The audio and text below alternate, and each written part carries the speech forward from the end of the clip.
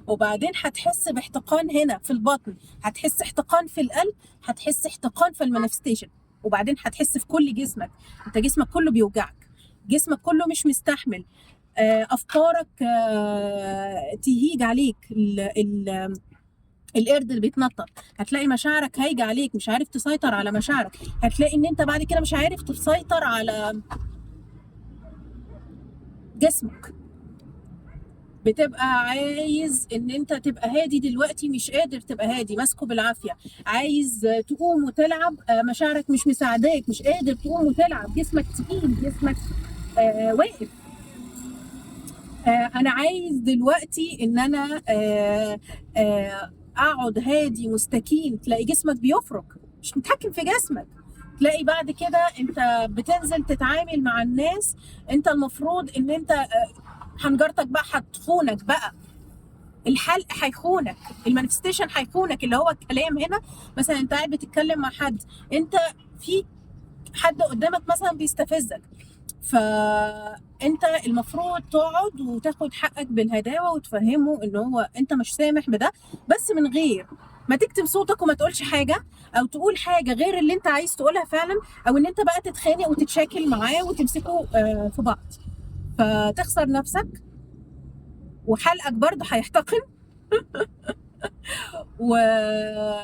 وهتخسر نفسك، وهتحس ان انت لا تملك افكارك ولا تملك مشاعرك ولا تملك جسدك، وان هم مش بتوعك، ومش قادر تتحكم فيهم، او مش قادر تمشيهم زي ما انت عايز من غير تحكم وسيطرة، فهم يروحوا مسيطرين عليك، او انت تحاول تسيطر عليهم زيادة فهم يسيطروا عليك اكتر، فتلاقيهم هاجوا اكتر. فهمتني؟ وصلت؟ ف كل ما تحس ان انت عندك هنا احتقان، او ان انت مش قادر تعبر عن نفسك، او جواك افكار ومشاعر وابداع وما بتطلعش في شكل ابداع، في شكل كلام، في شكل كتابة، في شكل رسم، في شكل فيديو بتنشره، في اي شغل يدوي بتعمله، في لعبك واستمتاعك ما بيطلعش، يبقى المانيفستيشن محبوس، لان انت الابداع محبوس، ما بتطلعوش في شكل مانيفستيشن. فاشتغل على ده وبس كده. و ايه، اشوفكم بقى الفيديو الجاي. الفيديو الجاي هتكلم عن حاجات ليها علاقة بالمانيفستيشن وبرسالة روحك. ايه بتعملوا ايه؟ رسالة روحك وايه علاقتها، ايه ممكن تكون رسالة روحك اللي تستشفها من اللي انت بتمر بيه في حياتك، والاختبارات اللي انت بتقع فيها، او الحاجات اللي بتظهر دايما في حياتك اللي على طول بتواجهك، او بسم الله الرحمن الرحيم. ممكن تكون كمان ايه علاقة رسالة روحك بالمانيفستيشن، ان انت تطلع الابداع اللي جواك، يطلع بقى في شكل حاجة تبتكرها، حاجة مخلقة، يعني حاجة تعملها. بس اشوفكم بقى الفيديو الجاي، يلا سلام، باي باي.